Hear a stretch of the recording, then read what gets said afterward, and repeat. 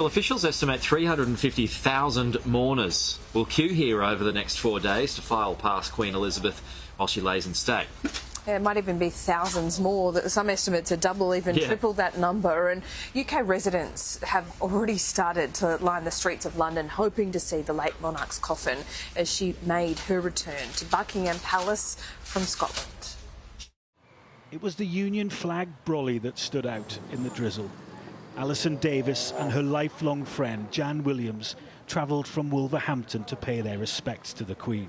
What have you been doing here at the railings with your umbrella up to pass the time? Just chatting. Just chatting, general chit-chat, just stories, and... It's a memory, and I'll be able to tell my grandkids that I was here. Yeah. You know, and we just felt we had to come, didn't we? We had to come. It's just moved us to tears. Yeah. We've been really upset. The crowd of mourners slowly grew. Some alone with their thoughts, others stood silently together. But they all shared a determination to be in one place at one time. Just before you came, we've just put down the quavers, which we were just enjoying. So, we've just brought some snacks and things. We've been chatting. We haven't been here too long, actually, but we know we've got a bit of a wait. I think it reminds you of all the people that you've lost. I mean, I'm without my mum and dad.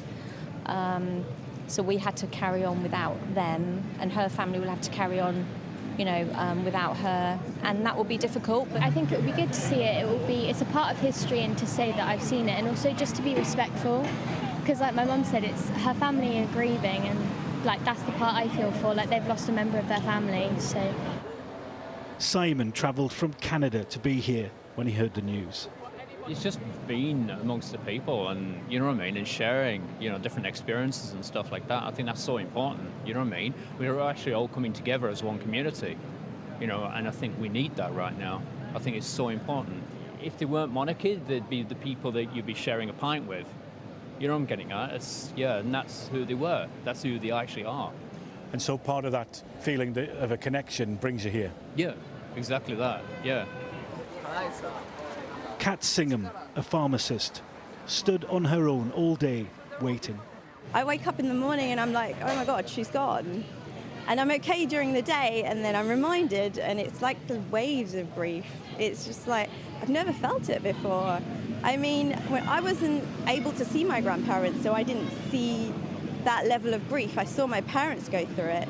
But this is the first time where it's really hitting me hard that we've lost someone so important. And as the light faded and the drizzle turned to rain, the hum of the traffic gave way to cheers from the crowd.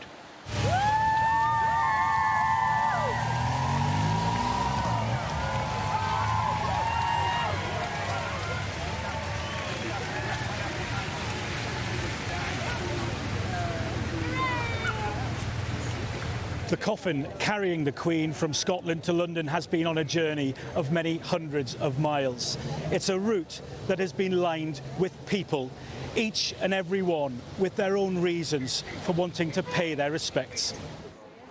And many more will do the same in the coming days as the Queen lies in state.